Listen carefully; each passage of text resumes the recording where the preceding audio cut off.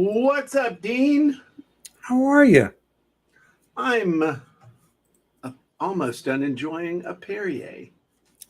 Perry, I haven't heard that word since 2003. Well, some of us like to live bougie, or is it Beaujolais?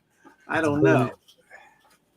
Yeah, some of us have I that think it's Beaujolais, isn't it? our bougie lifestyle, I'm sure, but I'm straight out the trailer hood, so Beaujolais.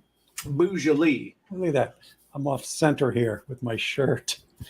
You get your bra straps done okay, or you? Now, I've got my Manzier on. There you go. I'm glad to hear it.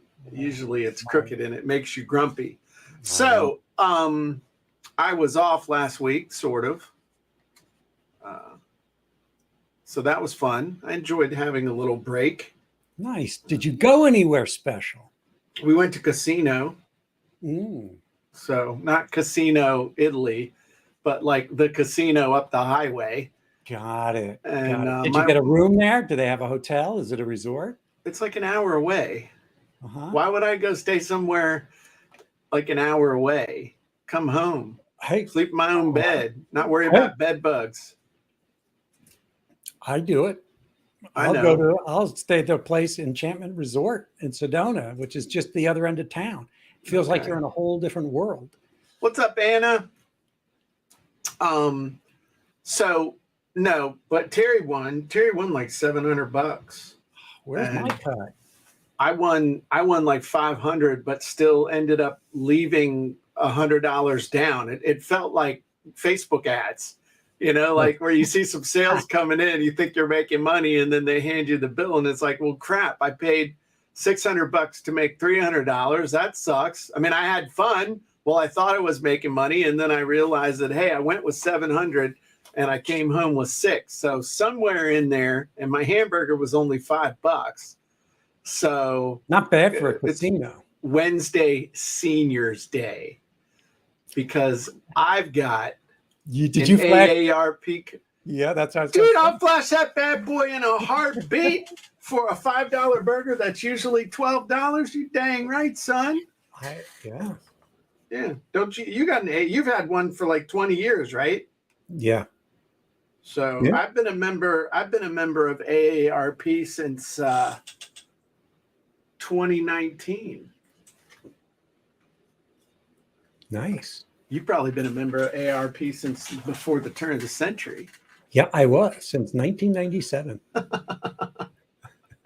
Well, thank you for that, Justin. Yes, the beard game gets strong again if you stop shaving. I want to mark an occasion, Dean, and then we'll talk about something business related, or maybe we won't. Okay. I did something last Thursday that I haven't done in over 2.5 years. Took a shower. Close. Can you guess? You went swimming. Nope. In 2.5, you got a haircut at a barbershop. I got a haircut at a barbershop. Wow. I actually went to a barbershop. What's up, Sonny? And walked in, and they used clippers. And instead of me setting it on 2 and going, and then missing like whole swaths of it. Sure. I actually sat down, and prices have gone up in the last 2.5 years. They sure have. With tip, what's up, Michael? With tip, my haircut was $25. Yeah. And I mean, dude, I got less hair now than I did 2.5 years ago. You should charge less. It's like they want to charge more because they're dinking around with less. Makes no sense. Yeah, but they have to work harder to make you look prettier. They've had to work really hard to make me look pretty for a long time. Did you get a strop razor shave? Did you do that with the shave? No, because with this mouth, they're liable to slit my throat to do somebody else a favor. So no. That's why they had. Was it one of those old barber shops where they had old Playboy magazines on this, on the waiting table? Dude, when I was a little kid, Yeah. you go in the barbershop, someday I'm going to be able to look at the nudie magazines in the barbershop. And now, I mean, that's like a hate crime or something. If they had that going, you can't do any of that stuff anymore. No, you can't get any more racy than Cosmopolitan. Yeah. In a men's barbershop and say something about it. That's a hate crime too. Yeah. Or remember Maxim magazine. Maxim. Oh my gosh. What a waste of print. So we lost a bunch of viewers. Like talking about Playboy and stuff. What's wrong with these boys? That is not T. Harbecker. Teresa Harbecker. Oh, okay. So I'm finishing up something today, Dino. Pray tell. Whole30. Oh, Whole 29. Whole 29. Okay. Tomorrow will be Whole30. So from a marketing standpoint, how did it go for you? Results? So let me tell you what, man. Whole30 is a racket. That lady took a concept and turned it into, I'm guessing like 100 million plus business. The whole concept of it, you talk about branding and getting people to join a tribe. I've been looking at this book, The True Believer. Mm-hmm. And I mean, she had it all in there, man. She had a cause. She had an attractive character. She had an us versus them. She had, insider sayings and other things. And I don't know if any of you have tried Whole30 or what Whole30 is, but it's basically the diet where you eat clean. You hear all these hipsters and stuff saying, I'm eating clean. And, what does eat clean mean? It basically means you're not eating anything with ingredients or chemicals in it that your grandma would not have used or would have even been able to pronounce. And so the other thing is that none of it has any type of added sugar in it at all. And that's where I learned, there's like 50 different names for sugar: maltose, dextrose, sucrose, something, high fructose. Corn syrup. And your corn syrup and everything else. Erythritol and stevia and maltose, and it goes on and on. It'd be fun to make up one of those Monty Python type, rhyming sing-song things with all the names of sugar. You could probably get a TikTok million on that. To the tune of I'm a Lumberjack. And I don't care. I love to wear. Anyway, the bottom line, though, is that this thing is a racket. And she's got all these different cookbooks and all this other stuff. I mean, the bottom line is she took an idea of everything I just summed up, only eat whole food stuff with no added anything and no preservatives and no added sugar, anything like that, for 30 days in order to detox your body. And I like monk fruit too, Michael. But then, here's where she was really smart, where she's making the big bucks. So my coffee used to be an amazing taste temptation experience. I had some salted caramel Skinny Girl 0 calorie things, and I'd get 2 pumps of that, and then I'd get not a Sweet and Low, but it's in the yellow, Splenda. Throw in a Splenda, and then I got my almond milk, and you're like, yeah. But to me, in my mind, then it's like, hey, there ain't no sugar in this. There's no sugar. There's no calories. It's fine for me to drink this. Just DNA altering additives. And, you wonder why I thought it was from working out that I was getting a little bigger in the chest. No, it was from the strange chemicals I'm putting in my body. But here's the thing she did. And this is key. This is the key. Listen up, boys and girls. She got all the alternative stuff to scratch the itch, to let you have the equivalent of your non-dairy creamer that everybody's addicted to because it's like 99% sugar and everything else. And so she's got all these substitute things. Hey, can't have a candy bar, but go order these things called Lara bars or Lara bars through her. Or if you want, you can't have butter, but you can have ghee, but it's got to be special ghee now, special Whole30 approved ghee, Whole30 approved chomps, Whole30. It's all a racket. It's all a giant racket. And if it's got the thing on it, then it's okay. But by the time you figure this out, you're so freaking hungry and you're craving anything that seems like what you're used to eating. It's got Whole30 on it, man. You'll pay. You're not even worried about it. Don't even care what the price is. You're just going to pay. It's glorified affiliate marketing. Well, I think she's got her own. I think she's doing the whole Lady Boss thing. Oh, so she's got her own private label stuff. Her own brand stuff for some of it. Other stuff is other people's stuff that she's selling. Susan said she made her own ghee. Yeah, that's like, it's like these stages that you go through of like, yeah, we can do this. To holy crap, somebody please help me. I don't care what it costs to like, okay, now we got this. Now let's figure out how to do this on our own, which is pretty much where we are now. Talk about tapping into desire and craving. Literal craving. Exactly. And it showed me how many people are addicted to sugar. Now, what does this have to do with sales copy and stuff? I don't know what it has to do with sales copy, but it has to do with knowing human behavior. And it has to do with being able to spot if somebody really, really, really, really, really, really wants something, they'll figure out a way to pay it. You want to stop, you want to lose weight, want to keep the weight off, want to eat clean, all these things that, what somebody's focus is, what the immediate result is, what the long-term desire is.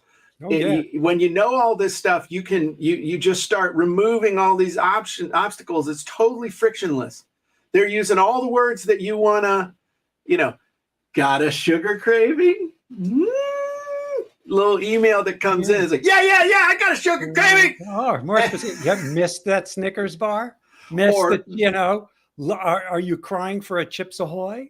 Or no, nothing like that. But okay, great example. That got us to buy $100 worth of powder of questionable origin that, back in the 70s, someone would have gone to jail for, as far as what it looks like. But it's this coconut stuff that is in a powder form that when you put it in coffee, after your taste buds have died over the first, week and a half of being on this thing, and you would chew on cardboard and swear that it tasted like a Hershey bar, at that point, they got you.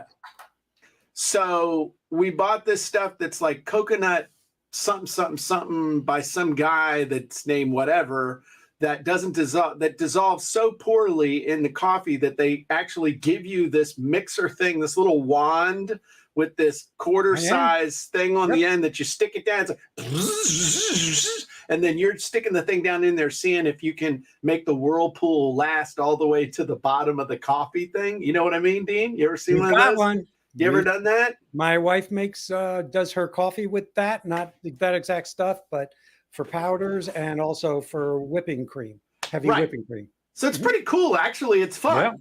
Yeah. So, but everybody's got their own game. So we're like, okay, Whole30. Well, after this, we'll just go do keto, right? Oh, no. No. Keto's got a whole different kind of whole true believer.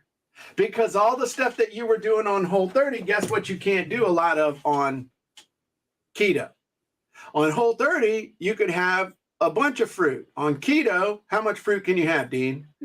Oh my gosh, yeah. A slice of a nectarine, maybe. A thin slice of a nectarine, or 2 pieces of really cut up like cube watermelon. Things that are high in sugar, right? That's it. Yeah.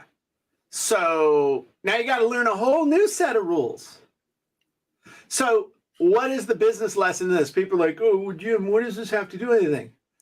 Once you've got somebody in your system and you've really indoctrinated them, it's really hard for them to leave. Because you're invested. Not just invested, but you are comfortable enough that you don't want to go learn a whole new system. Oh, another thing too, it's now you've got a Whole30 identity. Exactly.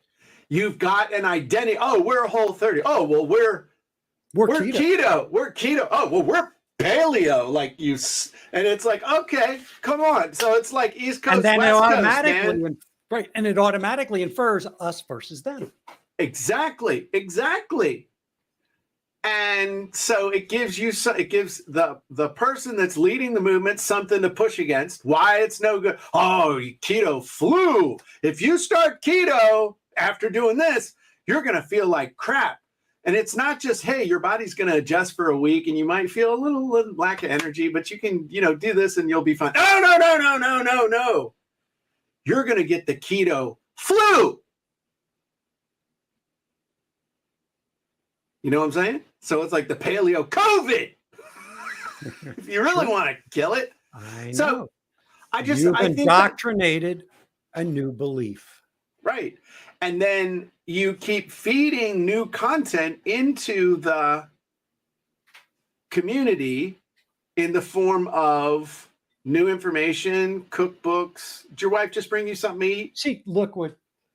I know that. Look, she brought you something to eat. I knew it. It's an electrolyte. It's my electrolyte beverage. Very keto friendly. Hi, Elaine. Hi, Jim. Wave. Show how Dean married up. There you go. I am no man. She got to polish that thing every day.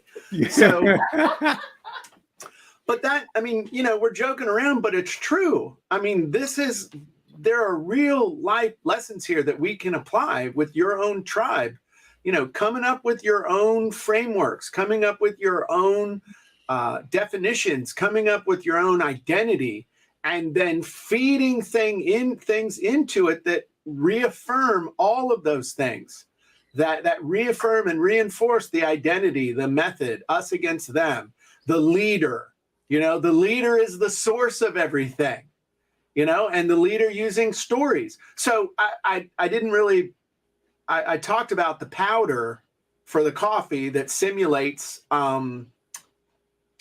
non-dairy creamer, which actually a scoop of it's got like 70 calories in it.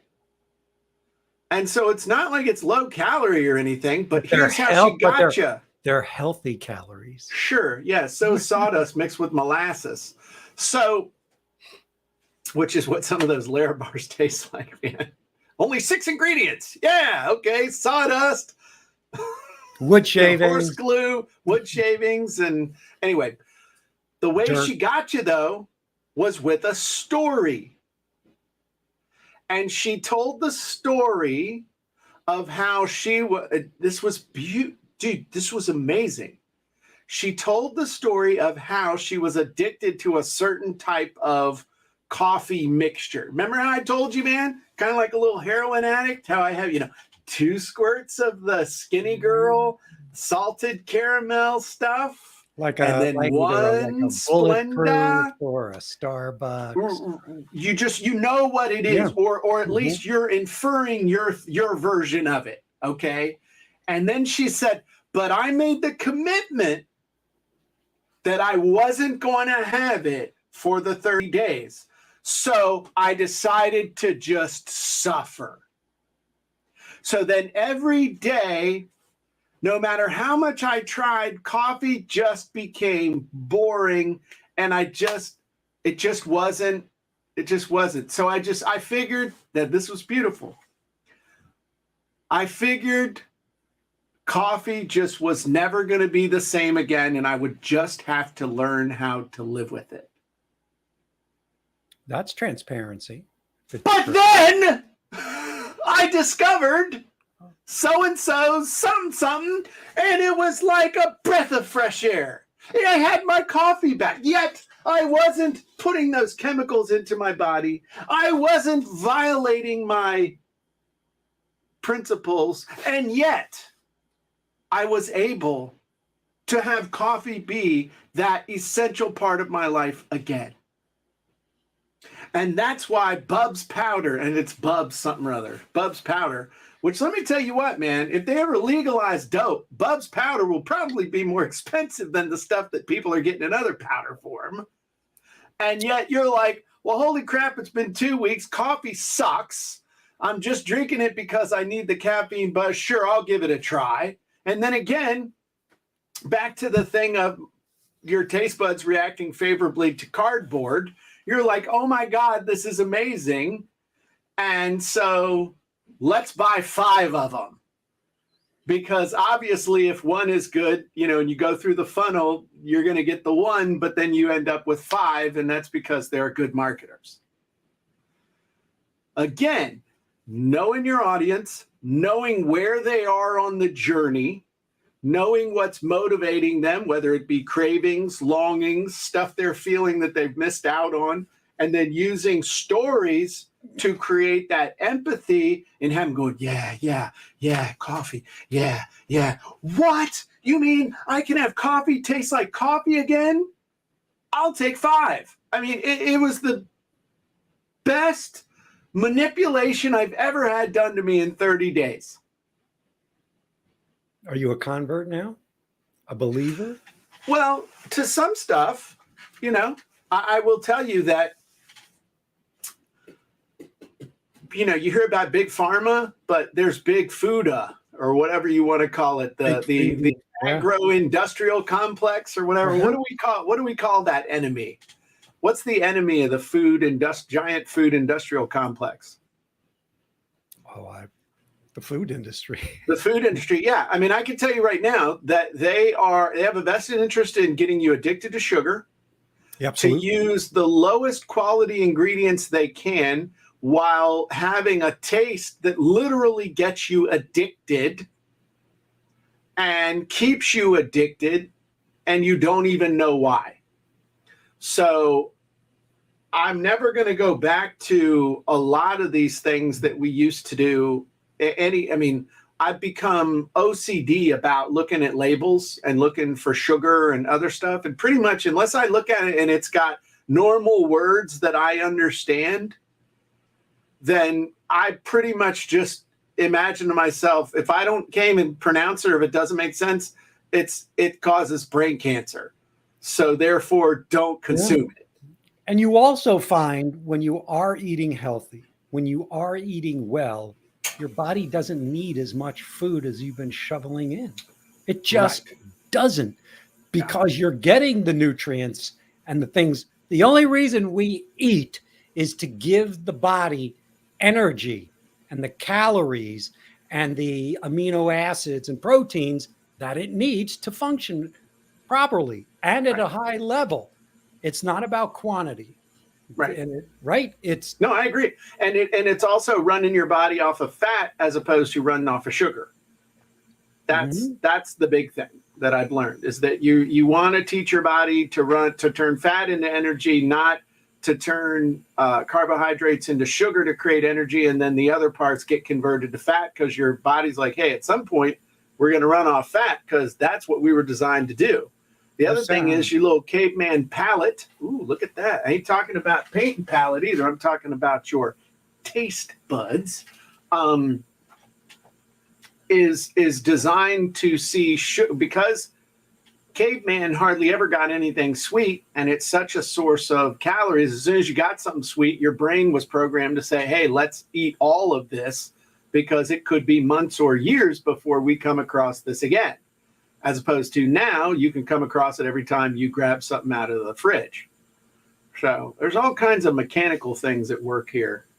I majored in history, though, and I'm not qualified to give anybody advice on diet, exercise, or anything other than perhaps how to get, arrested at the mall. Anyway, but those are my thoughts. And I think having a following and just, it really brought home a ton of things that I've seen other people do in businesses, and then seeing it done in an arena that I normally don't have very much experience in. It gave me such a different perspective to see how these things are really universal. Having a special name for things, having a name for your movement, having a cause, and creating identity for people, as well as putting a look at this jackass. Do you see this? Yeah. Somebody pretending to be me. You got hijacked. I hate people. So if I block user, it like tries to block me, but I'll delete the comment. Anyway, I just thought that was important enough to share, and I hope you all can discern some lessons from this lively discussion that we've had. So Do you what was the have name any of other this? thoughts? So tell us again, what's the name of this program that you did? Whole 30. Whole 30. So what is the tribe called? What's the noun for the people who belong? Like for Lady Boss, it's I'm a boss, right? I'm a lady boss. Are you a whole? Do they say I'm a whole 30? No, I think it's just I'm doing Whole 30. I'm doing so. Okay. You know, I mean, they don't. You do keto or have done keto or do have modified keto, or you know, you do Yeah. some keto, strict And keto, some keto. vegetarian. Right. Yep. So, I mean, do you call yourself a ketophile? What do people on No, keto because say? I don't associate to that level with or identify with that. I know what I eat, but I'm not a whole 30. I'm not a keto. Right. If I were when I was a vegetarian, I would say I was a vegetarian. I identified with that. Are you a vegetarian now, or do you figured out PETA stands for people eating tasty animals? That's right. So if I am going to eat meat, and I do, it's organic. It's organic beef, organic chicken, Grass fed. grass-fed, finished. I'll tell you also something I learned, and this again, marketing and other things. All this 100% organic and other stuff, it's all BS. All the 100% natural, just because something says organic or natural or anything, it's meaningless. When you start reading the ingredients, 100% organic can still read like a freaking chemistry set. Don't believe it. The only thing you can do is read the ingredients, hope they're not leaving stuff out, and know where you're buying stuff from and who you're getting it from, where it's coming from. Where is it sourced? Right. I mean, like with eggs, I know where the eggs came from. I know that the chickens aren't getting crazy freaking, hormones or anything like that.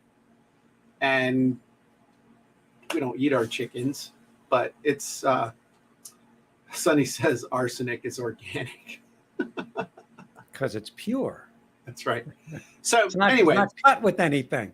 It doesn't have sucralose in it. arsenic and sucralose. Sounds like an energy drink. You're the last energy drink you'll ever need. The sweet taste of death. So anyway, just keep that in mind. And when you see that kind of stuff, even if you're like, oh, that's, and the funny thing is that you might say to yourself, oh, that's not me. Or if you see a group of people and are like, oh, what a bunch of idiots.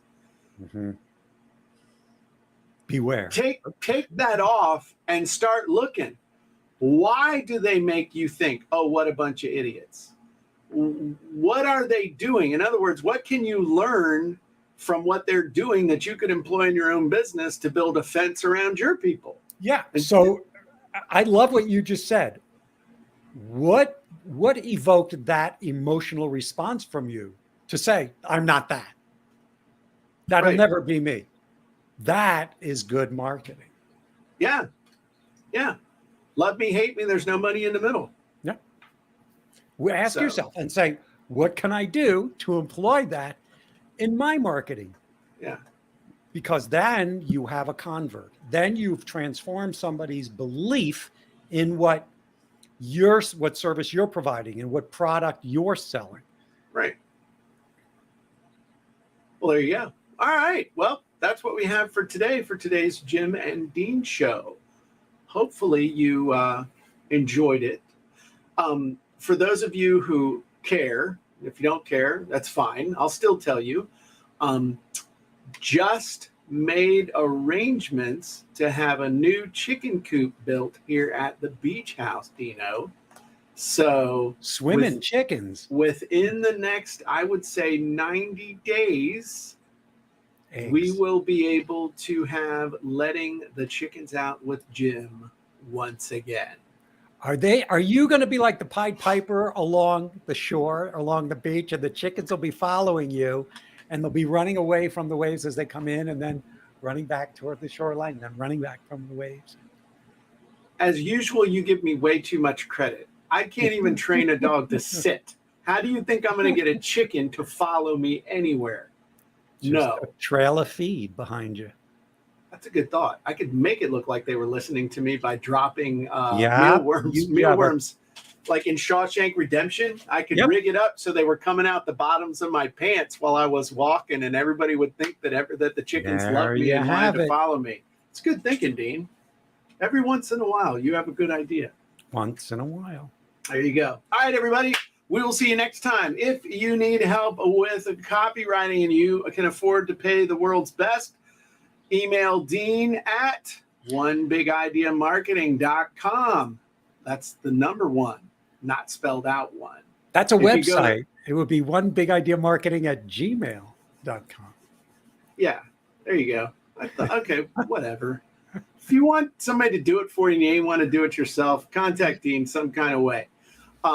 If, however, you want the world's best guide for creating amazing copy super fast, get yourself a copy of Copywriting Secrets, available for free at copywritingsecrets.com. Just pay a small shipping and handling, and we'll send one right out to you, lickety-split.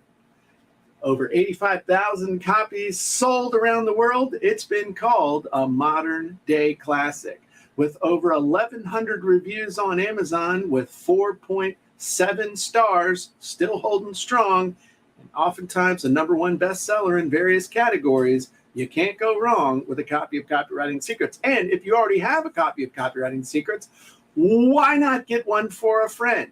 If you care about your friend, their business, and ability to get more leads, make more sales, and get more profits in these trying times ahead, nothing says I love you and I care like a copy of Copywriting Secrets to a number of your friends.